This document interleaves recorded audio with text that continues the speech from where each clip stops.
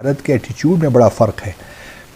भारत तो ये कहता है कि जी आपने इस्टेब्लिश नॉर्म से जब आपने डिपार्चर किया तब ये प्रॉब्लम्स क्रिएट हुए, लेकिन क्या भारत ने ख़ुद इस्टेब्लिश नॉर्म से डिपार्चर नहीं किया? आप जम्मू और कश्मीर का ही मामला ले लीजिए। क्या पाकिस्तान और भारत के दरमियान ये अंडरस्टैंडिंग नहीं थी कि शिमला एग्रीमेंट जो 1972 में हुआ था, यूनिलैटरली कोई एक तरफा इक़दाम नहीं लिए जाएंगे जिसकी वजह से ग्राउंड जो सिचुएशन है वो ख़राब हो?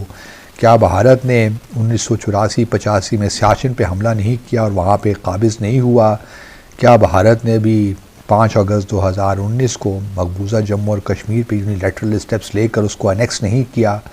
तो ये तमाम चीज़ें हैं जो भारत को भी सोचनी चाहिए। अगर भारत ने इस खित्ते में अमल लेकर आना है, ड्यूरेबल पीस लेकर आना है, रिवर्सिबल पीस लेकर आना है, रीजनल कनेक्टिविटी को बढ़ाना है, तो फिर ये डुप्लिसिटस जो बिहेवियर है भारत का कि चाइना के साथ वो दूसरी बात को एक बात करता है और फिर पाकिस्तान के साथ दूसरी बात करता है।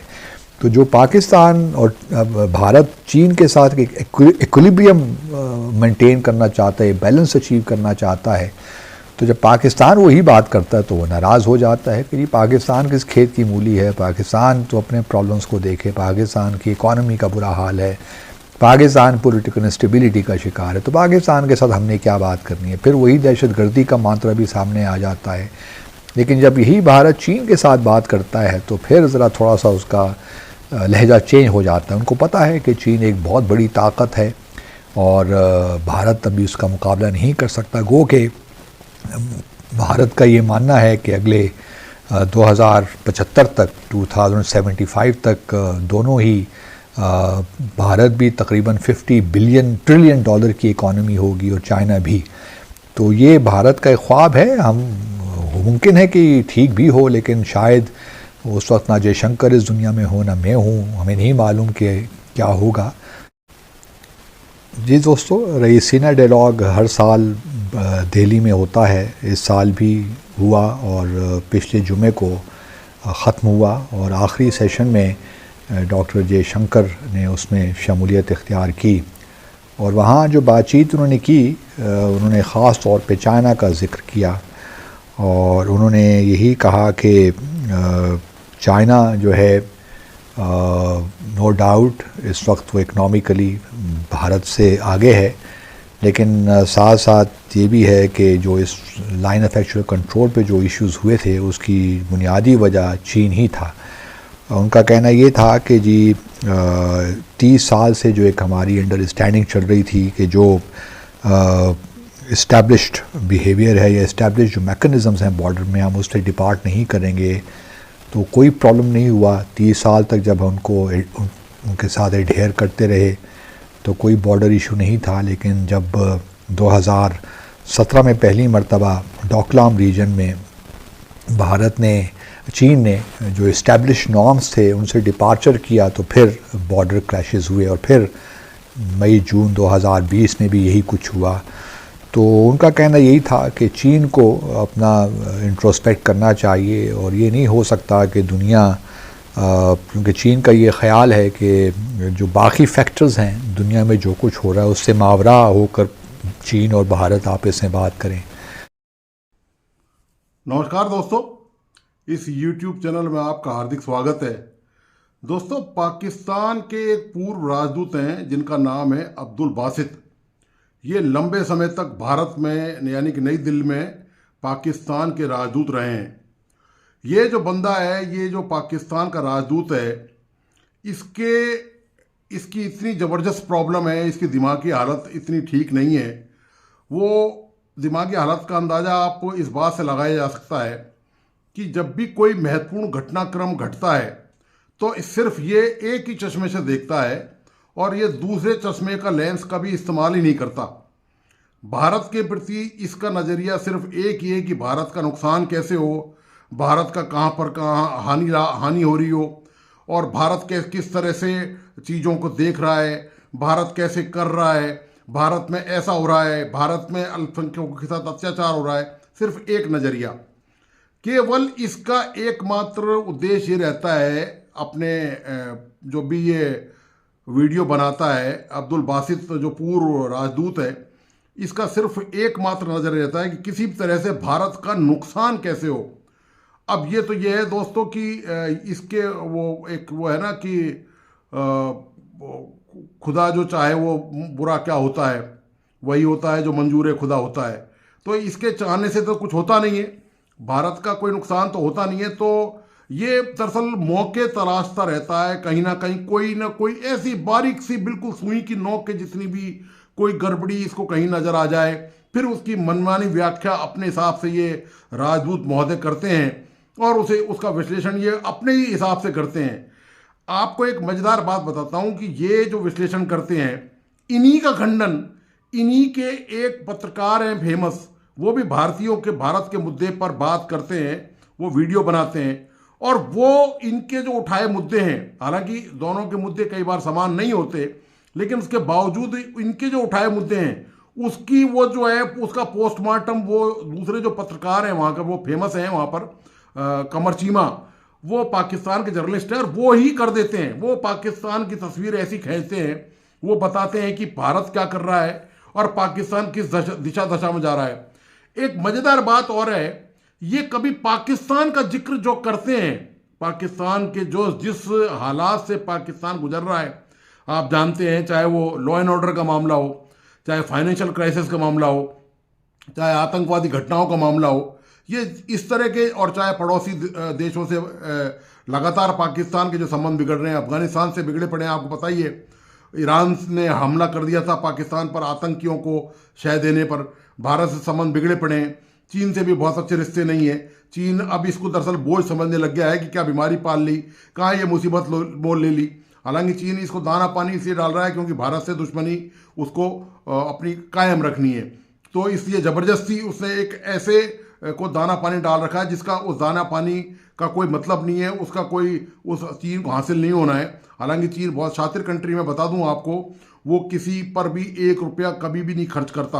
आपने उसका रिकॉर्ड देख लीजिए, आप पूरी दुनिया में जब भी कहीं कुछ होता है तो चीन बिल्कुल बहुत ही शातिर तरीके से एक एक पैसे का हिसाब रखता है। तो चीन का मुद्दा नहीं है, सवाल इस बात का ये है कि आप अपनी गिरेबां में झांकने के बजाय आप पड़ोस में ताक झांक कर रहे हैं, इससे पाकिस्तान की समस्याओं का समाधान नहीं होगा। आप बेहतर ये है कि जो नसीहत यहाँ पर दे रहे हैं वो जरा पाकिस्तान के हुक्मरान है, पाकिस्तान के नेता है, पाकिस्तान की आर्मी है जो आए दिन वहाँ पर कब्जा कर लेती है और चुनी हुई सरकार को धक्के मार के लात मार के भगा देती है, उनके बारे में ये श्रीमान बहुत ज़्यादा नहीं बोलते। कभी बोलना भी पड़ जाए और चूंकि कुछ ना कुछ तो देना ही होता है प्रतिक्रिया के तौर पर, बहुत ही सोच समझकर, बहुत ही हम्बल एडवाइस, बड़ी विनम्र सलाह ये श्रीमान उनको देते हैं। मैं आपको इस विश्लेषण के जरिए बताना चाहता हूं कि इन्होंने ये कहा है कि भारत के रिश्ते जो है वो तमाम देशों से, जो पड़ोसी देश हैं उनसे खराब हैं, मतलब अच्छे नहीं हैं। तो मैं इनकी जानकारी के लिए बता दूं, ये अपने आप को राजदूत बताते हैं और काफ़ी पढ़े लिखे अपने आप को समझते भी हैं कि भारत ने हमेशा नेपाल की मदद की है। नेपाल से भारत का जो बॉर्डर विवाद था, भारत ने बड़ा भाई होने का धर्म निभाते हुए, चूंकि हमारा जोग्राफिकल भूभाग बहुत ज़्यादा है पूरी दुनिया में, आप जानते हो भारत एशिया का बहुत बड़ा जोग्राफिकल क्षेत्र वाला देश है, तो भारत ने दरियाली दिली दिखाते हुए कि नेपाल हमारा भाई है और हमारी संस्कृति और धर्म लगभग एक जैसे हैं, तो उसको जो डिस्प्यूट था वो निपटा दिया, जो भी छोटा मोटा लेना देना था जमीन के मामले में वो निपटा दिया। इसी तरह हमने बांग्लादेश से भी जो बाउंड्री का हमारा जो डिस्प्यूट था वो भी हमने निपटा लिया। जो बांग्लादेश जो शिकायत कर रहा था उसकी शिकायत हमने दूर कर दी। रही सवाल श्रीलंका की, श्रीलंका ये कहता है कि हमारी और भारत की सांस्कृतिक रिश्ते हैं, ऐतिहासिक और हमारे सांस्कृतिक रिश्ते हैं। आपको मैं बताता चलूँ, श्रीलंका को जब चीन ने कर्जा दिया था और उसका एक बंदरगाह ले लिया था, तो श्रीलंका पूरी तरह उसके ट्रैप में फंस गया था, चीन के मक्कड़ जाल में, और कंगाल बैंकरप्ट हो गया था घोषित तौर पर। तो भारत ने बहुत तगड़ा वित्तीय पैकेज देकर श्रीलंका को संकट से उबारा, तब जाकर श्रीलंका की सांस में सांस आई और उसकी जो वित्त व्यवस्था है वो पटरी पर आ सकी। ये भारत के, मॉरिशस हमारा एक बहुत अच्छा पड़ोसी है और समुद्र पार पड़ोसी है हमारा, उससे हमारे बहुत अच्छे धार्मिक और सांस्कृतिक रिश्ते हैं। ये अभी जो अयोध्या में जब रामलला की जब स्थापना की गई तो मॉरिशस की सरकार ने बाकायदा वहाँ के कर्मचारियों को 2 घंटे की सरकारी कर्मचारियों को छुट्टी दी, जो मॉरिशस पूरी दुनिया में अकेला ऐसा करने वाला देश है। हालांकि मनाया पूरी दुनिया में गया, लेकिन सरकारी स्तर पर इस तरह की छुट्टी देना वो केवल मॉरिशस ने किया। तो ये भारत की नीति है दोस्तों। भारत अपना बड़ा भाई है, तो अपनी उदारता भी, बड़ापन भी भारत दिखाता है। भारत ने इन तमाम मुल्कों की 50 तरह से मदद की है, चाहे वो कोविड का मामला हो, चाहे वो बाढ़ का मामला हो, चाहे कोई प्राकृतिक आपदा का मामला हो। यही वजह है कि वो अफगानिस्तान जो मुसलमान देश है, वो पाकिस्तान से दुश्मनी निकाल रहा है और पाकिस्तान को दुश्मन बताता है और भारत को अपना भाई बताता है। जबकि दोनों ही आप जानते हैं कि मुसलमान देश हैं, और भारत पाकिस्तान के खिलाफ वो इतना ज़बरदस्त जहर उगल रहा है। अफगानिस्तान, यहाँ तक कि अफगानिस्तान ने के एक जो मंत्री हैं, उन्हें यह तक कह दिया पिछले दिनों कि पाकिस्तान की हालत जो है 1971 जैसी होगी। जैसे बांग्लादेश पाकिस्तान से अलग हुआ, ऐसे ही एक पार्ट बलूचिस्तान का या दूसरा जो हिस्से हैं, और जो जो अफगानिस्तान क्लेम करता आया है, वो डूरंड लाइन को, जो अफगानिस्तान और पाकिस्तान की सीमा है, डूरंड लाइन उसका नाम है, उसको वो नहीं मानते हैं। वो कहते हैं कि इसी तरह एक टुकड़ा और होगा और वो टुकड़ा अलग हो जाएगा पाकिस्तान से। तो ये पाकिस्तान की हालत है, जिस पर अब्दुल बासित की नज़र नहीं जाती है। उन पर वो टिप्पणी करने से हमेशा कतराते और बचते रहते हैं। तो दोस्तों, आप ये, मैंने इसमें दोनों चीज़ें शामिल की हैं। आप देखिए, दोनों ही एक दूसरे के खिलाफ परस्पर विरोधी हैं, आपस में ही एक ही देश के लोग हैं। एक पूर्व राजदूत हैं, एक प्रख्यात पत्रकार हैं वहाँ के। तो दोनों आपस में एक दूसरे के विचारों के प्रति क्या कहते हैं, एक कैसी तस्वीर खींच रहा है, एक दूसरी तस्वीर खींच रहा है, ये आप इस वीडियो में देखिए। और इस वीडियो को दोस्तों आखिर तक जरूर देखिए प्लीज़, और अपने दोस्तों और परिजनों को इसको शेयर करना नहीं भूलें। और प्लीज़ इस यूट्यूब चैनल को लाइक, सब्सक्राइब करना और बेल आइकॉन का बटन दबाना नहीं भूलें। धन्यवाद, नमस्कार। जी हेलो दोस्तों, मैं हूं कमर चीमा। उम्मीद है आप लोग ठीक होंगे। दोस्तों, रेजीना डायलॉग जो अभी एक बड़ा ग्लोबल इवेंट इंडिया में हुआ है, उसके क्या फ़ायदे हैं, मैं जस्ट अगर आपको बताऊं कि अफ्रीका के जो लोग हैं, जो अफ्रीकन ममालिक हैं, वो कहते हैं कि इंडिया ने ग्लोबल साउथ की लीडरशिप का रोल ले लिया है। This is what Africa is saying. Italy के साबका फॉरेन मिनिस्टर ने कहा कि जो India middle east Europe corridor है, ये रियल कनेक्टिविटी है। लैटवियन फॉरेन मिनिस्टर ने कहा कि भारत जो है वो दुनिया की 3rd लार्जेस्ट इकोनॉमी बनने जा रही है। ऑस्ट्रिया कह रहा है कि इंडिया जो है वो एक इन्वेस्टमेंट डेस्टिनेशन है। नॉर्वे ने कहा, नॉर्वे के डेप्टी फॉरेन मिनिस्टर ने कहा कि हमारे बड़े मजबूत ताल्लुकात हैं, सो एंड सो। फिनलैंड की फॉरेन मिनिस्टर ने कहा कि इंडिया जो है एक इम्पॉर्टेंट पार्टनर है in terms of ensuring rules based world order. Sri Lanka ने कहा कि हमारे तो सिविलाइजेशनल लिंकेजेस हैं।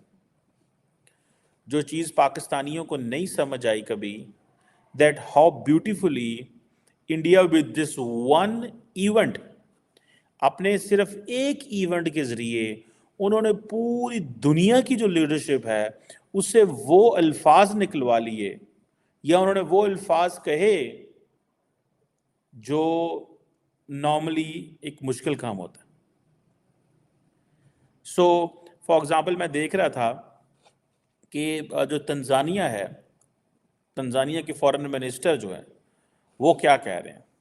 तंजानिया के फॉरेन मिनिस्टर जो हैं, उन्होंने ये बात की कि जी इंडिया ने लीडरशिप का रोल ले लिया है, सिर्फ अफ्रीका में नहीं बल्कि ग्लोबल साउथ में भी। मैंने तो कभी पाकिस्तान के बारे में अफ्रीका की कभी एक स्टेटमेंट भी नहीं सुनी, बिकॉज पाकिस्तान ने अपने आप को कम्प्लीटली इररेलेवेंट रखा हुआ है। वो कहते हैं जनाब इंडिया की जो राइज है ये अफ्रीका और ग्लोबल साउथ के लिए बहुत अच्छा है। आपको पता है इंडिया अपने तमाम, वो एक चेक मार्क होते हैं, चेक मार्क करते हैं, 1 2 3 4 कितने पॉइंट्स हैं जी, ठीक है जी, हमें ये आपने जी वीज़ा अप्लाई करना है, कुछ चीज़ें करनी है, तो पॉइंट्स होते हैं जी, ये भी पॉइंट, ये भी पूरा है, ये भी पूरा, ये भी पूरा, ये भी पूरा। इंडिया तमाम इंटरनेशनल कम्युनिटी को समहाउ कन्विंस कर रहा है कि हमारी सपोर्ट करें to be the permanent member of the UNSC। That is the target. अब होता क्या है, एक इवेंट कराया, वहाँ पे पूरी दुनिया के लोग आए, सब लोगों ने एक दूसरे के साथ। पाकिस्तान तो था नहीं, क्योंकि इंडिया का ये प्रिंसिपल प्लान है कि पाकिस्तान को आइसोलेट करना है। That's the plan. The plan is to isolate Pakistan, already isolated Pakistan, क्योंकि हमारे लीडरान जो हैं उन्होंने ये फैसला कर लिया हुआ है। जैसे अभी मैं पिछली वीलॉग में कह रहा था कि इमरान खान कहते हैं कि हमें IMF कर्जा ना दे। हमें भारत जो है, जो काम भारत करना चाहता है, और भारत कई दफ़ा IMF में ये कह चुका है, जैसे FATF में कह चुका है कि भाईजान इनको FATF में रहने दें, इनके टेरर फाइनेंसिंग के मामला ठीक नहीं हैं, या इनको कर्जा ना दें। IMF के अगर कोई पॉइंट्स हैं, भारत की वोटिंग है, तो वो कहेगा जनाब इनको ना दें। वही काम इमरान खान कर रहा है, वही भारत कर रहा है। लेकिन समहाउ इंडिया ने इंतहाई smartly, just with one Raisina dialogue, पूरी दुनिया की लीडरशिप को बुलाया, पूरी दुनिया की लीडरशिप को ये बताया कि हम कहाँ खड़े हुए हैं, हम क्या कर रहे हैं, हम क्या करना चाहते हैं, और हमारे पास क्या है। ठीक है ना जनाब। अब इंडिया ने, आपको पता है, वो हमारे देसी जुबान में कहते हैं एहसान चढ़ाया हुआ। इंडिया ने अफ्रीका के ऊपर एक एहसान चढ़ाया हुआ है, that Africa as a union is a part of the G20। Now every African country is saying कि इंडिया को ग्लोबल साउथ का लीडरशिप ऑलरेडी बन चुका हुआ है। अब श्रीलंका इस सब, जिसे वो कहते हैं ना एक बैकयार्ड में है, वो कहते हैं हमारे तो सिविलाइजेशनल ताल्लुकात हैं, कल्चरल ताल्लुकात हैं। आई थिंक मॉरिशस के भी फॉरेन मिनिस्टर आए हुए थे, उन्होंने भी यही कहा। उन्होंने कहा जी हमारी तो कल्चरल टाइज है। मॉरिशस ने तो ये कहा, जैसे फॉर एग्जांपल उन्होंने कहा ये जो कल्चरल कनेक्शन है दोनों मुल्कों के दरमियान, पर्टिकुलरली अयोध्या में जो राम मंदिर का इनाग्रेशन हुआ, तो आपको पता है Mauritius was the may be the only country in the world which gave 2 hours of छुट्टी टू इट्स सरकारी एम्प्लॉयज़, कि भाई आप लोग जो है वो उस सेरेमनी का हिस्सा बनो जिसमें नरेंद्र मोदी अयोध्या मंदिर का इफ्तिताह कर रहे हैं। This is what they did. Sri Lanka कहता है हमारे सिविलाइजेशनल लिंकेजेस हैं, सिविलाइजेशनल। उनके जो minister for state of foreign affairs आए हुए थे, उन्होंने कहा है कि हमारे ताल्लुकात ये सिविलाइजेशन पे मुबैन। हमारा जिस खित्ते से हम हैं, हमारा किसी से कोई सिविलाइजेशनल ताल्लुक नहीं है। क्वेश्चन आता है ना कि हमारा किससे सिविलाइजेशनल ताल्लुक है। अगर हम ईरान की बात करें, वो नाराज़। अफगानिस्तान को कहते हैं हमारा इस्लामिक ब्रदरली कंट्री है, वो कहते हैं हमें ब्रदरली इस्लामिक ना कहें, आप हमारे नेबरली कंट्रीज हैं। ठीक है। चाइना जो है वो हमसे नाराज़ रहता है, उसको हम कह कुछ नहीं सकते, क्योंकि चाइना का किसी चीज़ से लेना देना नहीं है, ना वहाँ इस्लाम है ना लेनी ना देनी, क्योंकि हमने तो अपने वो कैटेगराइज किया हुआ था। सो इंडिया जब जाता है श्रीलंका में और मॉरिशस में, तो ये सिविलाइजेशनल ताल्लुकात की बात होती है और कल्चरल टाइज की बात होती है। जब जाता है ओवरऑल साउथ में, तो India as an economy emerge होता है। ठीक है। और जब जाता है यूरोप में, तो इंडिया टेक इटसेल्फ, जी ये तो इन्वेस्टमेंट डेस्टिनेशन है। थर्ड, अभी जैसे फॉर एग्जांपल लैटवियन फॉरेन मिनिस्टर जो है, उसने इंटरव्यू दिया और वो जो बातें की, उसने कहा ये बड़ी इकॉनमी है। हर मुल्क जो है, आप इमेजिन करें कि इंडिया का जो फॉरेन ऑफिस है, इंडिया की जो स्टेट्स हैं, वो they are working day and night, because उनको पता है कि एक आपके लिए अपॉर्चुनिटी खुल चुकी हुई है ना, अपॉर्चुनिटी खुल चुकी हुई है, एक रास्ता है जो आपके सामने आ गया हुआ है। अब क्या करें, अब क्या करें उस रास्ते का, उस रास्ते को कैसे इस्तेमाल करें, उस रास्ते को कैसे इस्तेमाल करें। उन्होंने अपने सारे दरवाजे खोल दिए, सब रास्ते खोल दिए। उन्होंने कहा लोगों को अंदर आने दें, कारोबार करने दें। लोग जो है वो कारोबार भी करते हैं इंडिया के साथ, इंगेज भी करते हैं, लोग बड़े खुश हैं।